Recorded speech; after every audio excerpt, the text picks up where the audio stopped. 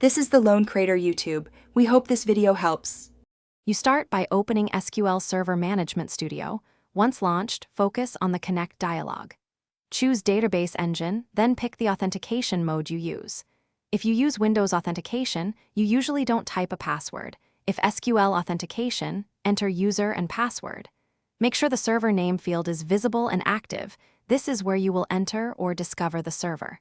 Keep your IP, machine name, or instance name handy so you can try different formats quickly. Now, in the server name box, you can type several formats.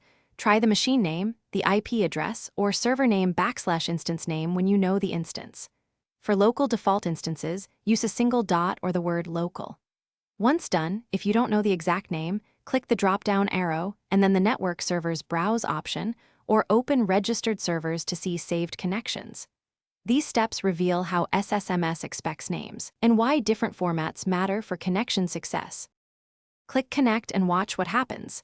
If it fails, read the error, incorrect instance, blocked port, or authentication issues all look different. If needed, open SQL Server Configuration Manager to verify the instance is running and TCP/IP is enabled, and note the port number. Make sure firewall rules allow that port. One key troubleshooting tip: if Ssms lists no servers when browsing, check Network Discovery and that the SQL browser service is running. Many connection problems come from these two services being stopped. Thanks for watching.